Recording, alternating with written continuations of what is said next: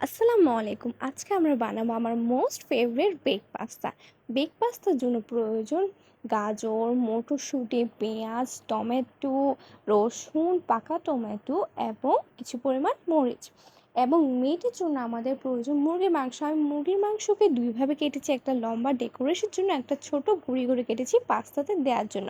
মুরগির মাংস আমরা মেরিনেটের জন্য লবণ, মশলা এবং রসুন আমরা কিছু পরিমাণ দেবো, বেশি দিলে ফ্লেভারটা স্ট্রং হয়ে যাবে, এবং সয়া সস দিয়ে আমরা এটাকে ভালো করে নেড়ে নিব। আমি তো একটা জিনিস দিতে ভুলে গেলাম, সেটা হলো শুকনা মরিচ। শুকনা মরিচ দিলে ফ্লেভারটা আরও ভালো হয়।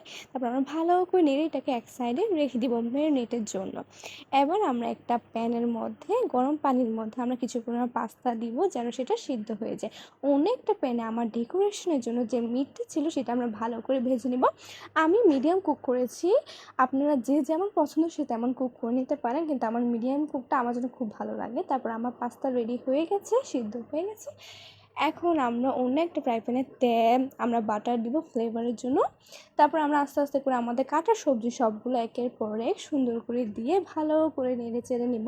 সবজিগুলো আগে থেকে দিয়ে দিলে ভালো, যাতে সবজিগুলো সফট হয়ে যায়। আমার সবজি সফট হয়ে গেলে ভালো লাগে, মুখে পড়লে সেটা আমার তেমন পছন্দ নয়, বাট সফট হয়ে গেলে সেটা মুখে একটা আলাদা টেস্ট হয়, সেটা আমার খুব। তার মধ্যে আমরা আদা রসুন দিয়ে দিব ফ্লেভারের জন্য, এবং মুরগি মশলা দিয়ে ভালো করে আবার নেড়ে নিব। ভালো করে নিয়ে আমরা ঢাকনা দিয়ে দিব, ঢাকনা তুলে কিছু পরিমাণ আমরা আবার শুকনো মরিচ, টমেটো সস দিয়ে ভালো করে নিয়ে নিব। এটাতে আমাদের সবজি ভালো করে কুক হয়ে গেলে আমরা তার মধ্যে পাস্তা দিয়ে ভালো করে আবার নেড়ে নিব। তারপর ঢাকনা দিয়ে কিছুক্ষণের জন্য আমরা রেখে দেবো। অন্য একটি বাটিতে আমরা দুধ, কিছু পরিমাণ কর্নফ্লাওয়ার দিয়ে ভালো করে পাস্তাটা নেড়ে নেব, যাতে এটা একটু স্টিকি হয়। আরেকটি বাটি দিয়ে আমরা তার মধ্যে আমাদের রান্না করা পাস্তা সুন্দর মতন দিয়ে তার মধ্যে আমরা আমাদের প্রয়োজনের মতো চিজ দিয়ে দিব। আমার লাইট চিজ পছন্দ, ওভার চিজ আমার তেমন ভালো লাগে না। এরপর আমরা ডেকোরেশনের জন্য যে মিটটা ভেজে রেখেছিলাম সেই মিট আস্তে আস্তে করে সুন্দর করে উপরে ডেকোরেশন করে সাজিয়ে দিব। তার উপর আমরা কিছু শুকনো মরিচ দিয়ে ওভেনে দিয়ে দিলাম। আমি অপেক্ষা করেছিলাম কবে আসবে এবং আমি খাবো। সুন্দর মতন হয়ে গেল, দেখেন কী যে সুন্দর লাগছে।